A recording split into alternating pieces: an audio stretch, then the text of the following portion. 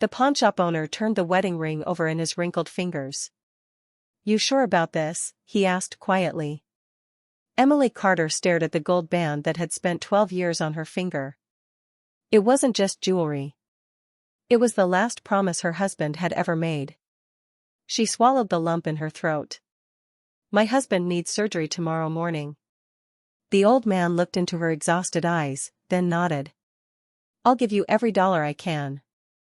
Emily forced a trembling smile. "Thank you." She walked out with an empty finger, and just enough money to save the man she still believed loved her.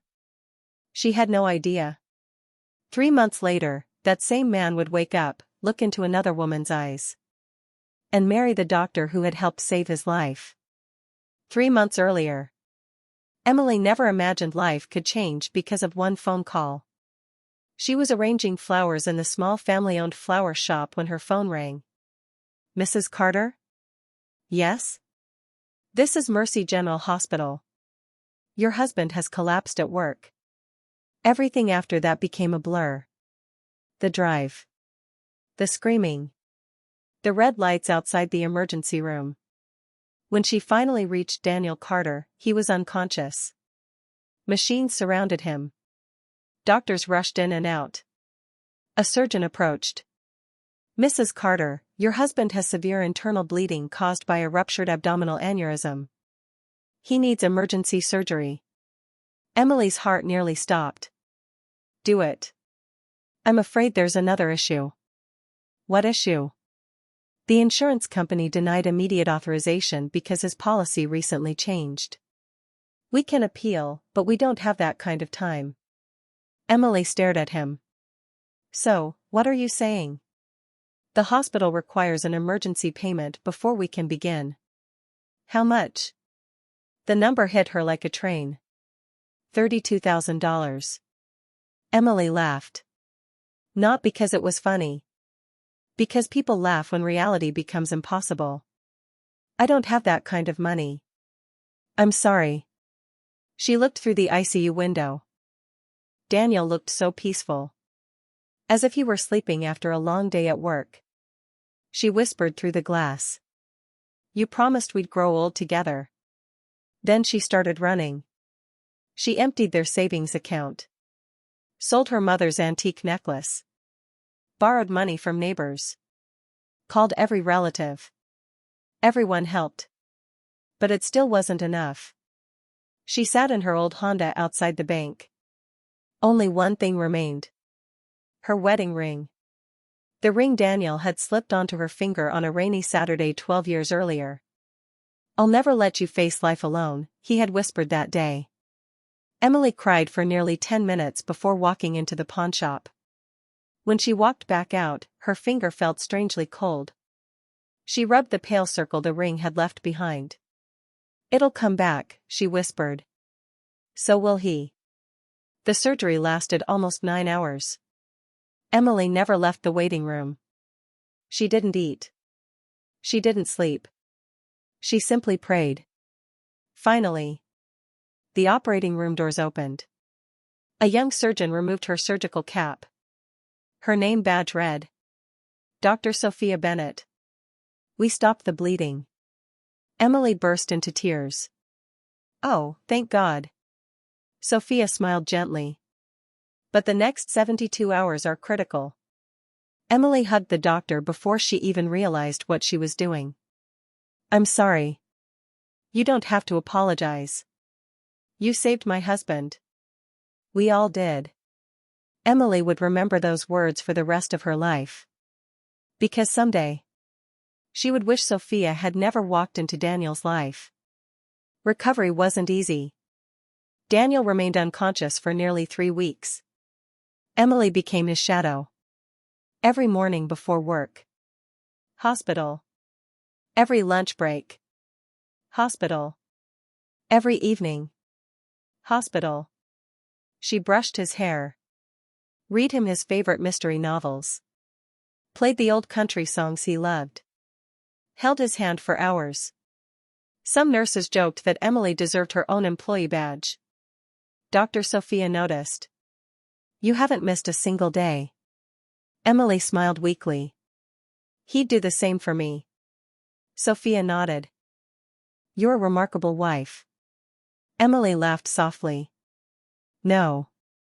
I'm just married to the right man. Sophia looked at Daniel through the glass. He's lucky. Emily believed that too. Weeks passed. Daniel slowly began responding. A squeeze of the hand. A twitch.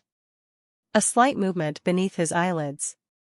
Every tiny improvement felt like winning the lottery. One rainy afternoon, Emily rushed into his room carrying fresh flowers. She stopped. Daniel's eyes were open. Tears filled hers instantly. Daniel. He looked at her. Confused. Lost. Then he whispered 5 words that shattered her heart. I'm sorry. Who are you? Outside the room, Dr. Sophia's expression suddenly changed. Because Daniel wasn't just suffering from memory loss. He remembered fragments.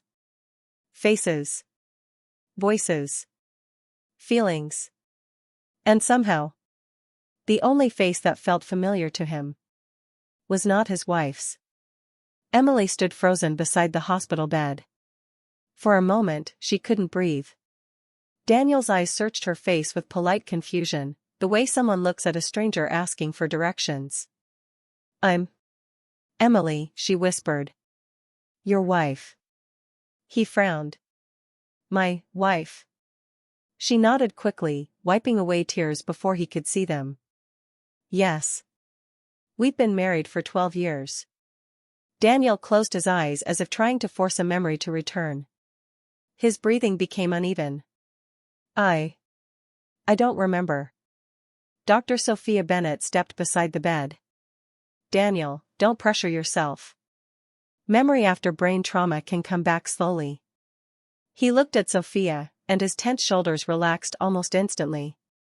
Thank you, doctor. Emily noticed it. It was a tiny change. But it hurt more than she wanted to admit. The neurologist explained everything. Daniel has retrograde amnesia. Some memories may return. Others may never come back. Emily asked the question she feared most. Will he remember me? The doctor sighed.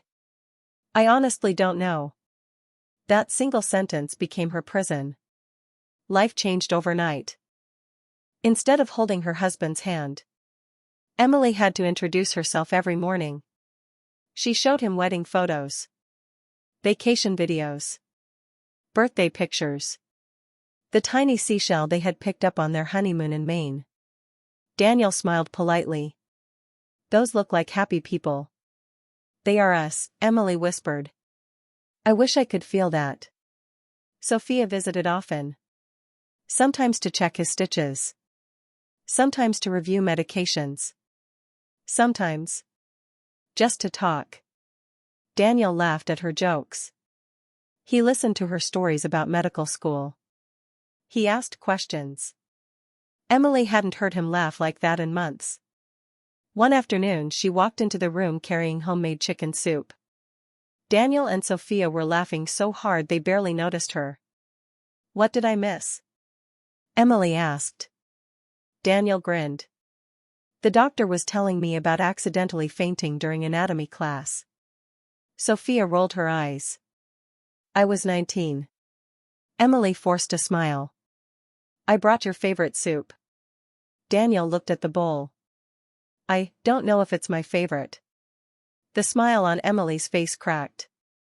Oh. Sophia immediately noticed. I'm sure he'll love it. Daniel tasted one spoonful. It's good. Good. Not wonderful. Not just like Mom used to make. Just good. Weeks became months. Daniel improved physically. He could walk again. He could drive short distances. His memory of work slowly returned. His childhood returned in scattered flashes. Even his old college friends began to feel familiar. Everything. Except Emily. Sometimes he apologized. I'm trying. I know. I hate hurting you. I know. She never blamed him. How could she? The man who had forgotten her wasn't cruel. He was broken. But broken hearts still bleed. One evening, Emily arrived early at the hospital. She stopped outside Daniel's room after hearing voices. "You make me feel safe," Daniel was saying. Sophia answered gently. "That's because you're healing." "No." He smiled. "It's more than that." Emily's stomach tightened. She looked through the small glass window. Daniel was looking at Sophia the way he used to look at her. With warmth. Curiosity. Hope. Sophia noticed Emily first. She immediately stepped away. "Emily." Daniel turned. "Oh, hi." "Hi." Not sweetheart. Not Em. Just. "Hi." Emily entered carrying fresh flowers anyway. "I thought these might brighten your room." Daniel smiled politely. "Thanks." Sophia quietly excused herself. Emily arranged the flowers with shaking hands. Then Daniel asked a question that nearly broke her. "Emily." "Yes? Did we really love each other?" She looked at him in disbelief. "What?" "I mean, before the accident." Tears gathered in her eyes. "You were the love of my life." He looked down. "I wish I could remember feeling that." After Daniel was discharged, Emily hoped being home would help. It didn't. The house felt unfamiliar to him. He chose the guest bedroom because the master bedroom felt strange. He looked at family photos like museum exhibits. Every morning Emily hoped today would be different. Every night she cried after he fell asleep. Sophia continued checking on him through outpatient appointments. At first it seemed normal. Then the appointments became longer. Then Daniel started asking if they could stop by the hospital cafe afterward. Emily ignored the uncomfortable feeling growing inside her. Until one Saturday. She returned home early from work. Daniel wasn't there. His car was gone. She called him. No answer. An hour later he walked in carrying coffee. Sophia walked in behind him. Daniel smiled awkwardly. "We ran into each other after therapy." Sophia added quickly, "We just talked." Emily nodded. Of course. But something inside her whispered. No. Something had changed. 3 months later, Daniel's memory had improved enough for the doctors to stop regular treatment. Emily planned a quiet celebration at home. She cooked his favorite meals anyway. Even if he couldn't remember they were his favorites. She lit candles. Placed their wedding album on the table. And waited. Daniel came home 2 hours late. His face was pale. "Emily." Her heart raced. "Did you remember?" He looked away. "No." "Then what is it?" He sat across from her. "I've been trying to force myself to become the husband you deserve." She reached for his hand. "We'll get there." He gently pulled his hand away. "No." The single word echoed through the silent house. "I don't think we will." Emily felt the room begin to spin. "What are you saying?" Daniel took a long, painful breath. "I've fallen in love with someone else." The wedding album slipped from Emily's trembling hands. Photographs scattered across the floor. She stared at him. Unable to blink. Unable to breathe. Then he whispered the name she already knew. Sophia. And before Emily could even find the strength to stand, Daniel quietly added one more sentence. "I've already asked her to marry me." The room fell silent. The only sound was the ticking of the old kitchen clock Daniel had repaired on their first anniversary. Emily looked down at the wedding album scattered across the floor. There was a photo of Daniel laughing as he smeared cake frosting on her nose. Another of them dancing barefoot in their tiny apartment because they couldn't afford furniture. A picture from the day they adopted their golden retriever, Max. 12 years. Reduced to photographs. She slowly looked up. You proposed. Daniel nodded, unable to meet her eyes. I never wanted to hurt you. Emily let out a broken laugh. You sold my future for one sentence. He frowned. What do you mean? She stared at him. You don't even know what I gave up to keep you alive. Daniel looked confused. Emily stood, walked to a kitchen drawer, and pulled out a worn envelope. She emptied it onto the table. Pawnshop receipts. Bank statements. Loan papers. Medical invoices. Daniel picked up the first receipt. Wedding ring, sold. His face changed. What is this?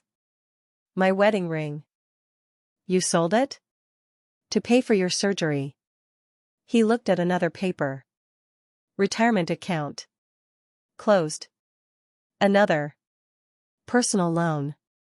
Another. Her mother's necklace. Sold. Daniel whispered, Emily. I didn't tell you because I never wanted you to feel guilty. Tears rolled down her cheeks. I only wanted my husband to live. For the first time since the accident. Daniel cried. A week later, the divorce papers arrived. Emily signed them without a single argument. Her lawyer looked surprised. You're not asking for the house? No. The savings? No. Half of his retirement? Emily smiled sadly. I've already spent enough trying to save him. She folded the papers. I don't want anything that has to be forced. 2 months later. Daniel and Sophia were married in a quiet garden ceremony. Only close friends attended. Sophia looked beautiful. Daniel smiled. Everyone applauded. But there was one empty chair. The invitation addressed to Emily had been returned unopened. Life slowly moved forward. Emily sold the flower shop. The memories inside those walls were too heavy. Instead, she rented a small storefront across town. She named it Second Bloom. On opening day, only 6 customers came. The next week, there were 12. By Christmas, there was a line outside the door. People loved her kindness. Every bouquet carried a handwritten note. Every grieving family received flowers at a discount. Every child got a free daisy. Without realizing it, Emily was healing people. Just differently. Meanwhile, Daniel's life wasn't as peaceful as it appeared. At first, everything felt perfect. Sophia understood medicine. She understood his recovery. She was patient. Gentle. Supportive. But something always felt missing. One evening, he opened an old storage box while cleaning the garage. Inside were dozens of notebooks. Emily's handwriting filled every page. Hospital journals. Day 4. Today you squeezed my hand for 1 second. I cried in the hallway so you wouldn't see. Day 26. The doctor says you might never remember me. That's okay. I'll remember enough for both of us. Daniel's hands began shaking. There were over 100 entries. Every day. Every fear. Every prayer.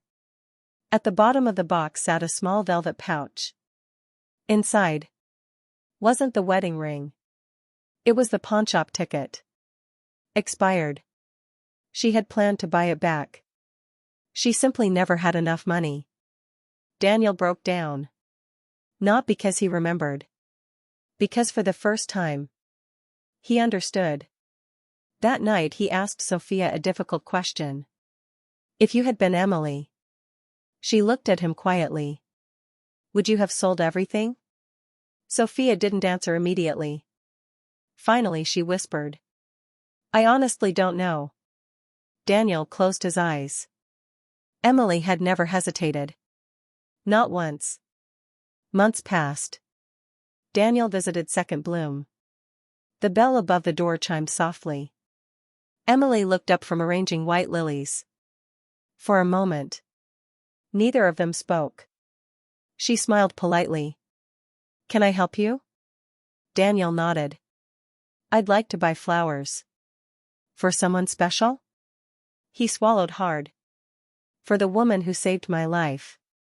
Emily gently wrapped a bouquet. No charge. I insist. She shook her head. It's what I do. He looked around the shop. Customers greeted her by name. Children hugged her. An elderly man thanked her for visiting his wife in hospice. Daniel suddenly realized something. Emily hadn't built a business. She had built a family. One she deserved. As he reached the door, Emily called after him. Daniel. He turned. I forgave you a long time ago. His eyes filled with tears. You did? I lost the man I married the day you collapsed. She smiled softly. The man who walked away afterward wasn't the same person. Daniel whispered. I'm sorry. I know. And I wish. Emily interrupted gently. Don't. He looked confused. You don't have to spend the rest of your life wishing for the past. She glanced toward the sunlight pouring through the shop window. Some flowers only bloom once. A small smile appeared on her face. But others. She looked around her beautiful little shop. Bloom a second time. Daniel walked away holding the bouquet. Not as a husband. Not even as a friend. Just as a man who finally understood the price of unconditional love. Emily watched him leave. Then another customer entered carrying a little girl. Excuse me, the woman said. My daughter wants to know why your shop is called Second Bloom. Emily knelt beside the little girl. Because sometimes, she said with a warm smile, the most beautiful chapter of your life begins after you think the story is over. The little girl smiled. I like that. Emily smiled back. So do I. Outside, the afternoon sun shined across the shop window. For the first time in years, Emily didn't feel the empty space where her wedding ring used to be. Because she had discovered something far more valuable. A ring had once symbolized the promise someone made to her. But her courage, her kindness, and her strength, those belonged to her alone. And no one could ever take them away.